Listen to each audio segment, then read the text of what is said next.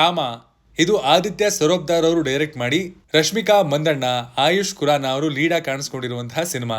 ಇದು ಮ್ಯಾಡಾಕ್ ಫಿಲ್ಮ್ಸ್ ನ horror comedy universe ಅಂದ್ರೆ MHCUಗೆ ಸೇರುವಂತಹ ಸಿನಿಮಾ. ಸ್ತ್ರೀ 2, ಬೇದ್ಯ, ಮುಂಜ್ಯ ಇದೇ ಯೂನಿವರ್ಸ್ಗೆ ಸೇರುವಂತಹ ಸಿನಿಮಾಗಳಾಗಿದ್ದು, ಮುಂಜ್ಯ ಸಿನಿಮಾವನ್ನ ಕೂಡ ಆದಿತ್ಯ ಸರೋಬ್ದಾರ್ ಅವರೇ ನಿರ್ದೇಶನ ಮಾಡಿದ್ರು ಅಂಡ್ ಅದು ದೊಡ್ಡ ಸಕ್ಸಸ್ ಅನ್ನ ಕೂಡ ಕಂಡಿತು. ಅವರೊಬ್ಬರೇ ಅಲ್ಲ, ಇಂಡಿಯನ್ ಫಿಲ್ಮ್ ಇಂಡಸ್ಟ್ರಿಯಲ್ಲಿ ಅತ್ಯಂತ ಪ್ರಾಫಿಟಬಲ್ ಯೂನಿವರ್ಸ್ ಅಂದ್ರೆ ಇದೇನೆ. ತಾಮಾದ ವಿಷಯಕ್ಕೆ ಬರೋದಾದ್ರೆ ಸ್ಕೇಲು, ಬಜೆಟ್ ಎಲ್ಲಾನು ಜಾಸ್ತಿನೇ ಇದೆ.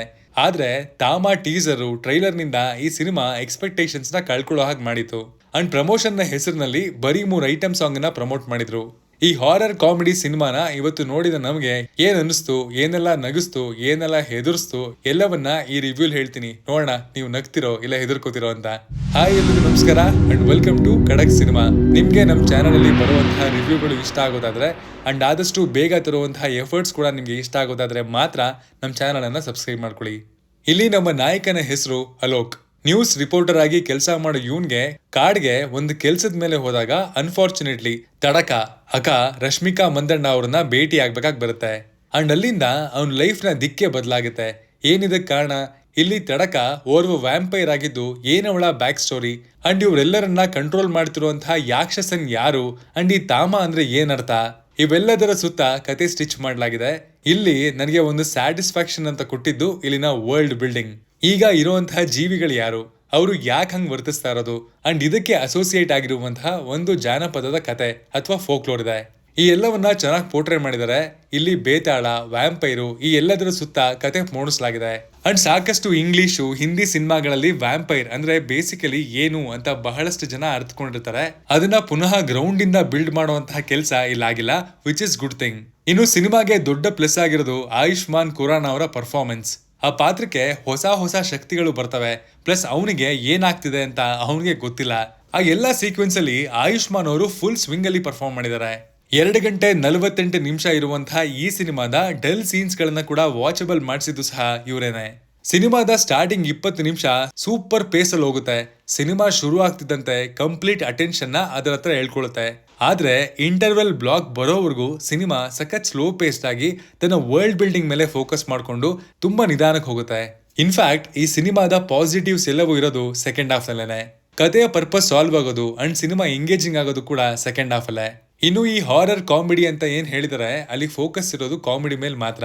ಆದ್ರೆ ಇಲ್ಲಿ ಇದ್ದಂತಹ ಕಾಮಿಡಿ ಡೀಸೆಂಟ್ ಆಗಿತ್ತು. ಎಲ್ಲಿ ವರ್ಕ್ ಆಗುತ್ತೋ ಅಲ್ಲಿ ತುಂಬಾ ನಗ್ಸುತ್ತೆ ಅಂಡ್ ಎಲ್ಲಿ ವರ್ಕ್ ಆಗಲ್ವೋ ಅಲ್ಲಿ ಸಣ್ಣ ಕಿಸುನಗೆ ಕೂಡ ಹುಡ್ಸಲ್ಲ. ಪರೇಶ್ ರಾವಲ್ ಅವರು ಇದ್ದಂತಹ ಸೀನ್ಸ್ ನಲ್ಲಿ ಕಾಮಿಡಿ ವರ್ಕ್ ಆಯ್ತು, ಬಟ್ ಬೇರೆ ಕಡೆ ಇನ್ನೂ ಬೆಟರ್ ಆಗ್ಬೋದಿತ್ತು. ಯೂನಿವರ್ಸ್ ನ ಉಳಿದ ಸಿನಿಮಾಗಳಿಗೆ ಕನೆಕ್ಷನ್ ಕೊಟ್ಟಿರುವಂತಹ ರೀತಿ, ಕೊನೆಯಲ್ಲಿ ಕ್ಯಾಮಿಯೋಗಳನ್ನ ಯೂಸ್ ಮಾಡ್ಕೊಂಡಿರುವಂತಹ ರೀತಿ ಖಂಡಿತವಾಗ್ಲೂ ಇಂಪ್ರೆಸಿವ್ ಆಗಿತ್ತು. ಇನ್ನು ಈ ಸಿನಿಮಾ ಈ ಯೂನಿವರ್ಸ್ ನ ಆಯುಷ್ ಖುರಾನ ಅವರ ಕೆರಿಯರ್ ನ ಮೋಸ್ಟ್ ಎಕ್ಸ್ಪೆನ್ಸಿವ್ ಸಿನಿಮಾ. ರಿಪೋರ್ಟ್ಸ್ ನ ಪ್ರಕಾರ 145 ಕೋಟಿ ಬಜೆಟ್ ಅಲ್ಲಿ ಈ ಸಿನಿಮಾ ಮೂಡ್ ಬಂದಿದೆ. ಸ್ತ್ರೀ 2 ನ ಕೂಡ ಬಜೆಟ್ ನ ವಿಷಯದಲ್ಲಿ ಹಿಂದಕ್ಕಿದೆ. ಈ ಎನ್ಹಾನ್ಸ್ ಬಜೆಟ್ ಸ್ಕ್ರೀನ್ ಮೇಲೆ ಕಾಣುತ್ತೆ. ವಿಜುವಲಿ ಇದೊಂದು ಸಾಲಿಡ್ ಸಿನಿಮಾ. ಅಲ್ಲಿನ VFX ಕ್ವಾಲಿಟಿ ಆಗಿರ್ಬೋದು, ಆಕ್ಷನ್ ಕೋರಿಯೋಗ್ರಫಿ ಅಂಡ್ ಅದನ್ನ ಶೂಟ್ ಮಾಡಿರುವಂತಹ ರೀತಿ ಇರ್ಬೋದು, ಎಲ್ಲವೂ ಸಿನಿಮಾದ ಎಕ್ಸ್ಪೀರಿಯನ್ಸ್ ನ ಉತ್ತಮಗೊಳಿಸಿದೆ ಅಂತಾನೆ ಹೇಳ್ತೀನಿ. ಇನ್ನು ಇಲ್ಲಿ ನನಗೆ ಸಖತ್ ಎಂಟರ್ಟೈನ್ ಮಾಡಿದ್ದು ಅಭಿಷೇಕ್ ಬ್ಯಾನರ್ಜಿ ಅವರು. ಜನ ಎಂಬ ಪಾತ್ರದಲ್ಲಿ ಬೇದ್ಯ, ಸ್ತ್ರೀ ಸಿನಿಮಾಗಳಲ್ಲಿ ನೀವು ಇವ್ರನ್ನ ನೋಡಿರ್ತೀರ. ಅವರು ಇಲ್ಲಿ ಬರೀ 5 ರಿಂದ 6 ನಿಮಿಷದಲ್ಲಿ ಕೊಟ್ಟಿರುವಂತಹ ಮಜಾನ ಲೀಡ್ ಆಕ್ಟರ್ಸ್ ಇಡೀ ಸಿನಿಮಾದಲ್ಲಿ ಕೊಡಕ್ಕಾಗಿಲ್ಲ.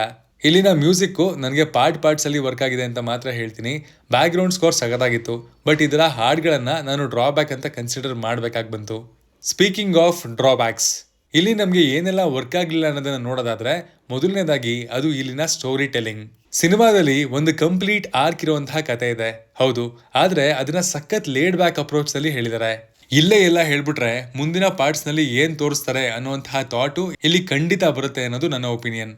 ಎಷ್ಟೊಂದ್ ಕಡೆ ಇವರೇ ಹೇಳ್ಕೊಂಡ್ ಬಂದಿದ್ದ ಲಾಜಿಕ್ಸ್ ನ ಪಕ್ಕಕ್ಕಿಟ್ಟು ಬೇರೆ ಏನೋ ಕೈಗೆತ್ಕೊಂಡಿದ್ದಾರೆ ಅಂಡ್ ಅವು ನಿಜವಾಗ್ಲೂ ಲಾಜಿಕ್ ಲೆಸ್, ಮೀನಿಂಗ್ ಲೆಸ್ ಆಗಿತ್ತು. ಇನ್ನೊಂದು ಇರಿಟೇಟಿಂಗ್ ಫ್ಯಾಕ್ಟರ್ ಅಂತ ಅನ್ಸಿದ್ದು ಇಲ್ಲಿನ ಐಟಮ್ ಸಾಂಗ್ಗಳು. ಸ್ತ್ರೀ 2 ನಲ್ಲಿ ಆಜ್ ಕಿ ರಾತ್ ಸಖತ್ ವೈರಲ್ ಆಯ್ತು ಅಂದ ಮಾತ್ರಕ್ಕೆ ಒಂದು 140 ಕೋಟಿ ಫುಲ್ ಪ್ರೆಡ್ ಸಿನಿಮಾದ ಪ್ರಮೋಷನ್ ನ ಈ ಸಾಂಗ್ ನಲ್ಲೇ ಮುಗಿಸ್ತೀವಿ ಅಂತ ಅನ್ಕೊಂಡಂತಹ ಈ ಟೀಮ್ ನ PR ಗೆ ಅಂಡ್ ಮಾರ್ಕೆಟಿಂಗ್ ಡಿಪಾರ್ಟ್ಮೆಂಟ್ ಗೆ ಒಂದು ದೊಡ್ಡ ಸಲಾಂ. ಆ ಹಾಡ್ಗಳು first of all poorly written and choreographed and music ಕೂಡ ಇಂಪ್ಯಾಕ್ಟ್ ಫುಲ್ ಆಗಿರ್ಲಿಲ್ಲ. ರಶ್ಮಿಕಾ ಮಂದಣ್ಣ ಅವರ ಪರ್ಫಾರ್ಮೆನ್ಸ್ ಬಗ್ಗೆ ಮಾತಾಡೋದಾದ್ರೆ ಆಕ್ಷನ್ ಸೀನ್ಸ್ ಗಳಲ್ಲಿ ಶೈನ್ ಆಗಿದ್ದಾರೆ, ಡ್ಯಾನ್ಸ್ ಚೆನ್ನಾಗಿ ಮಾಡ್ತಾರೆ, ಆದ್ರೆ ಅವರ ಪರ್ಫಾರ್ಮೆನ್ಸು ಸಿನಿಮಾಗೆ ಪ್ಲಸ್ ಆಗಿಲ್ಲ. ಅವರ ಹಿಂದಿ ಆಕ್ಸೆಂಟೇ ಸಿಕ್ಕಾಬಟ್ಟೆ ಪ್ರಾಬ್ಲಮ್ಯಾಟಿಕ್ ಆಗಿತ್ತು. ಚಾವಾ ಸಿನಿಮಾದಲ್ಲಿ ಅದನ್ನ ಸಾಕಷ್ಟು ಜನ ಪಾಯಿಂಟ್ ಔಟ್ ಮಾಡಿದ್ರು, ಬಟ್ ಇಂಪ್ರೂವ್ಮೆಂಟ್ಸ್ ನನ್ ಕಣ್ಣಿಗಂತೂ ಕಾಣಲಿಲ್ಲ. ಅಂಡ್ ರಶ್ಮಿಕಾ ಅವ್ರನ್ನ ಇಲ್ಲಿ ಸಖತ್ ಆಬ್ಜೆಕ್ಟಿಫೈ ಮಾಡಲಾಗಿದೆ, ಓವರ್ ಗ್ಲಾಮರಸ್ ಆಗಿ ಪ್ರೆಸೆಂಟ್ ಮಾಡಲಾಗಿದೆ. ಅದು ತುಂಬಾನೇ ಆಕ್ವರ್ಡ್ ಆಗಿತ್ತು. ಈ ಹಿಂದೆ ಶ್ರದ್ಧಾ ಅವರೊಡನೆ ಕೂಡ ಆಗಾಗಿತ್ತು. ದಟ್ ಕಂಟಿನ್ಯೂಸ್ ವಿತ್ ರಶ್ಮಿಕಾ ಅಂತಾನೆ ಹೇಳ್ತೀನಿ. ಈ ಅಂಶಗಳಿಂದ ಅವರ ಪಾತ್ರಕ್ಕೆ ಕನೆಕ್ಟ್ ಆಗೋದು ಕಷ್ಟ ಆಯ್ತು. ಅಂಡ್ ಯಾವ ಇಂಪ್ಯಾಕ್ಟ್ ಅನ್ನ ಸಹ ರಶ್ಮಿಕಾ ಅವರು ಜನರೇಟ್ ಮಾಡಲಿಲ್ಲ ಇಲ್ಲಿ.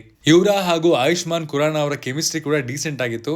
ಅಷ್ಟೇ ಅಲ್ಲದೆ ಇವರ ಬಳಿ ನವಾಜುದ್ದೀನ್ ಸಿದ್ದಿಕಿ ಅಂತಹ ಸುಪ್ರೀಂ ಆರ್ಟಿಸ್ಟ್ ಇದ್ರೂ ಸಹ ಅವ್ರನ್ನ ವಿಲನ್ ಗಿಂತ ಹೆಚ್ಚಾಗಿ ಜೋಕರ್ ತರ ತೋರಿಸ್ಬಿಟ್ಟಿದ್ದಾರೆ.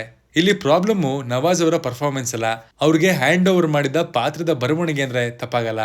ಅಷ್ಟೊಂದು ಟ್ಯಾಲೆಂಟೆಡ್ ಆರ್ಟಿಸ್ಟ್ ಆ ಕ್ರಿಂಜ್ ಡಿಲಾಗ್ಸ್ ಗಳನ್ನ ಡೆಲಿವರ್ ಮಾಡೋದ್ ನೋಡಿ ಸ್ವಲ್ಪ ಬೇಸರ ಕೂಡ ಉಂಟಾಯ್ತು ನನಗೆ. ಖಡಕ್ ಆಗಿ ಹೇಳೋದಾದ್ರೆ ಇದೊಂದು ಆವರೇಜ್ ವಾಚ್ ಅಂತ ಹೇಳ್ತೀನಿ. ಒಳ್ಳೆ ವಿಜುವಲ್ಸ್, ಒಳ್ಳೆ ವರ್ಲ್ಡ್ ಬಿಲ್ಡಿಂಗ್, ಒಳ್ಳೆ ಆಕ್ಷನ್ ಸೀಕ್ವೆನ್ಸ್ ಗಳು ಕೂಡ ಇದೆ. ಬಟ್ ಅಲ್ಲಲ್ಲಿ ಪೂರ್ ರೈಟಿಂಗ್ ಇದ್ದ ಕಾರಣ ಇದರ ಓವರ್ ಆಲ್ ಇಂಪ್ಯಾಕ್ಟ್ ಸ್ವಲ್ಪ ಹಿಂದಕ್ಕೆ ಸರಿದಿದೆ.